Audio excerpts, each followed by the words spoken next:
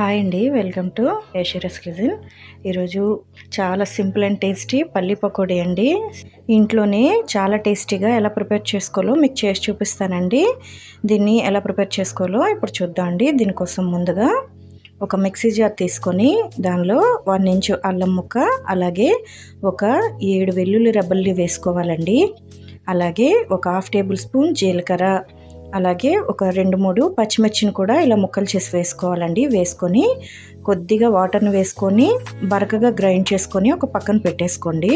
ఇప్పుడు వేరొక బౌల్ తీసుకొని దానిలో 1 కప్పు పల్లీలను తీసుకోవాలండి. ఈ పల్లీల్లో ఒక 1/2 టేబుల్ స్పూన్ కారం, అలాగే రుచికి సరిపడా ఉప్పు, ముందుగా మనం గ్రైండ్ చేసి పెట్టుకున్న అల్లం వెల్లుల్లి పేస్ట్ని కూడా వేసుకోవాలండి. అలాగే సన్నగా తరిగిన కొత్తిమీరని కూడా కాస్త వేసుకోవాలండి. వేసుకొని వీటన్నిటిని కూడా బాగా కలిసేలాగా ఒకసారి బాగా కలుపుకోవాలండి. పల్లీలు పచ్చివే తీసుకోవాలండి, వేయించినవి తీసుకోకూడదు. ఇలా కలుపుకున్న తర్వాత దీనిలో శనగపిండి అండి. నేను తీసుకున్న కప్పు పల్లీలకి 3.5 స్పూన్లు శనగపిండి పట్టిందండి. మీరు తీసుకునే క్వాంటిటీ బట్టి శనగపిండిని చూసి వేసుకోవాలి. అలాగే వాటర్ అనేది కూడా ఎక్కువగా వేసుకోకుండా కొద్దిగా వాటర్ని చిలకరిస్తూ వేసుకొని వీడియోలో చూపిస్తున్న విధంగా కలుపుకోవాలండి. బాగా గట్టిగా కలుపుకోకూడదు, అలానే బాగా పలుచగా కూడా కలుపుకోకూడదండి.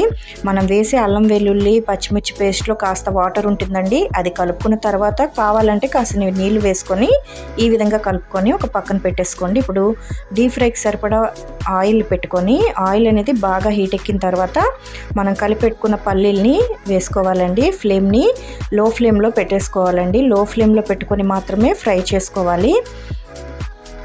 ఈ విధంగా మనం కలిపిన పల్లీలన్నీ కూడా వేసుకోవాలి.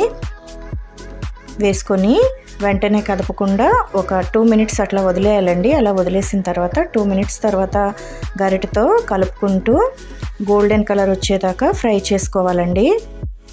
పిండి కలుపుకునేటప్పుడు మాత్రం వాటర్ అనేది అస్సలు ఎక్కువగా వేసుకోకూడదండి. జస్ట్ చేతిని తడుపుకుంటూ పిండిని కలుపుకోవాలండి. అలా అయితేనే పల్లీలు అనేవి పకోడీ బాగా వస్తుంది. పిండి అంతా కూడా పల్లీలకి పట్టుకుంటుందండి. వాటర్ ఎక్కువైపోతే పల్లీ పకోడీ అనేది రాదండి. అలాగే ఆయిల్ కూడా చాలా ఎక్కువగా పీల్చేస్తుంది, అసలు పకోడీ కూడా రాదండి. ఈ విధంగా కదుపుకుంటూ గోల్డెన్ కలర్ రావాలండి. ఫ్లేమ్ని లో ఫ్లేమ్లో పెట్టుకోవాలండి. ఈ విధంగా గోల్డెన్ కలర్ వస్తే సరిపోతుందండి. ఇంతే అండి, పల్లి పకోడీ ఇలా వేగితే సరిపోతుందండి. వీటన్నిటిని కూడా తీసేసి ఒక ప్లేట్లో వేసుకోవాలండి. ఇప్పుడు కొద్దిగా కరివేపాకుని అదే ఆయిల్లో స్టవ్ ఆఫ్ చేసేసి వేసుకొని వేయించుకొని తీసేయాలండి. ఇంతే అండి, ఇలా వేగితే సరిపోతుంది. కరివేపాకును కూడా తీసి పల్లి పకోడీలో వేసుకొని కలుపుకొని సర్వ్ చేసుకుంటే చాలా బాగుంటుంది. చాలా ఈజీగా ప్రిపేర్ చేసుకోవచ్చు. టేస్ట్ అయితే సూపర్గా ఉంటుందండి. పిల్లలకి ఈవినింగ్ స్నాక్ టైంలో కానీ లేదంటే స్నాక్ బాక్స్లోనికి మనకి టీ టైంలో కానీ చాలా బాగుంటుందండి. చాలా ఈజీగా కూడా ప్రిపేర్ చేసుకోవచ్చు. వంట రాని వాళ్ళు కూడా చాలా సింపుల్గా ప్రిపేర్ చేసుకునే రెసిపీ అండి. మీరు కూడా ఒకసారి దీన్ని ట్రై చేయండి. ఎలా వచ్చిందో కామెంట్ చేయండి. ఈ వీడియో మీకు నచ్చినట్టయితే వీడియోని మీ ఫ్రెండ్స్ అండ్ ఫ్యామిలీకి షేర్ చేయండి. అలాగే ఛానల్ని సబ్స్క్రైబ్ చేసుకోండి. వీడియోని లైక్ చేసి షేర్ చేయండి. Thank you for watching.